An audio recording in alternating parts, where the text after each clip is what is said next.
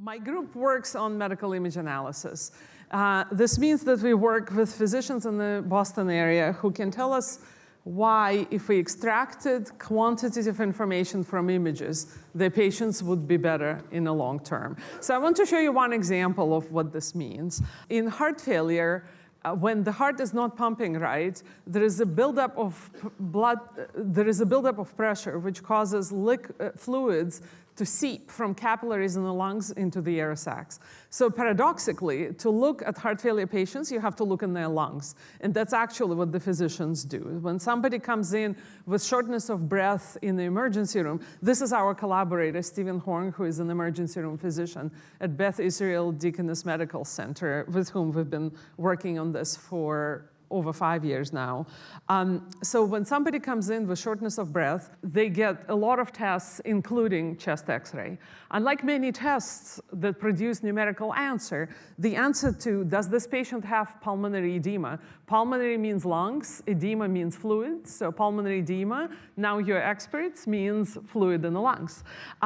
Does this patient have that problem? And how much of it? Is it mild? Is it moderate? Is it severe? Is captured in this image.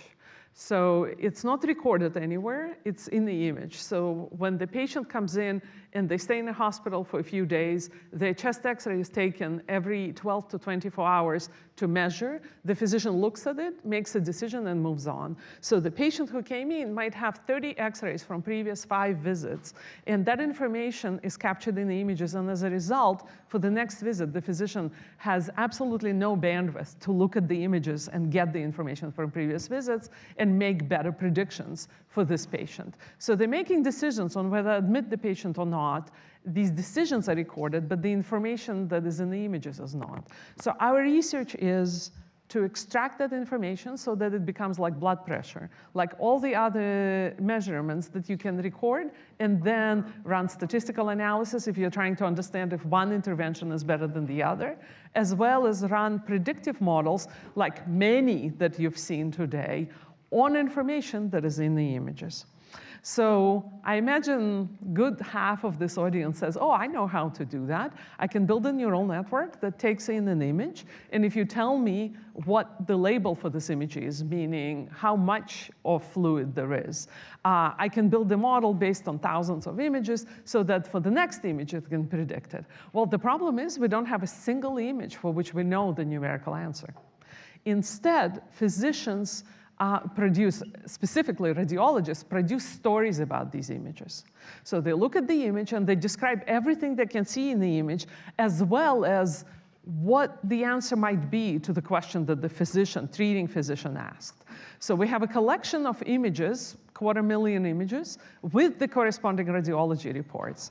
And it turns out that by combining images and reports, we can train machine learning methods that are quite accurate at telling us how much pulmonary edema, fluid in the lungs, there is in the next patient who comes in, for whom we only have the image, because the radiologist might look at that image a couple of hours after the physician already made a decision and moved on. So immediately, at the time when the image is acquired, we build machine learning algorithms that at the time when the image is acquired can produce quantitative measurements that are suggestive to the physicians of the decisions they should make. But as we were working on this, we realized that there is much more to this coupling between concepts described in the radiology reports and the concepts captured by the medical images that the machine learning methods are trying to extract. So in this example, I colored the image region that contains the concept and the sentence that describes the concept with the same color. So this is really what's going on. The radiologist is describing medical concepts or anatomical concepts that are captured in the images. And our goal is to understand this coupling and to exploit it to build better predictive models. So we've built systems like that. For those of you who know about DALL-E, at the core of DALL-E is actually technology that is very similar to this, that knows how to match visual concepts and linguistic concepts. Both of these systems, ours and that one, rely on the fact that effectively there is a very strong machine learning system, well, I should call it biological learning system, that is used to generate radiology reports from images, and it's the radiologist.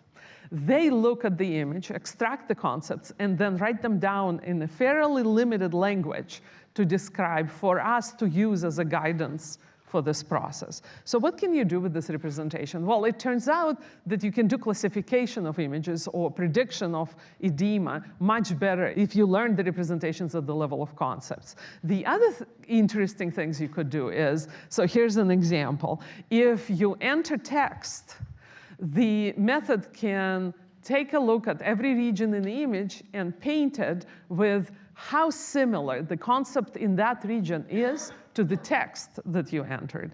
Red in these images correspond to very similar, blue corresponds to not similar at all. So the red regions are the regions that the machine learning algorithm said correspond to the text that the user entered. The black bounding boxes are physicians putting ground truth bounding boxes on the concepts that they view as corresponding to the text. So you can see that the alignment is pretty close. Our dream of where we should take this next is if a physician encounters challenging case in the emergency room, they can basically point at the image and say, what is it here? And we would produce, the system would produce text that might describe that image, which would help the physician brainstorm, in some sense, what possible concepts could correspond to the tricky part of the image.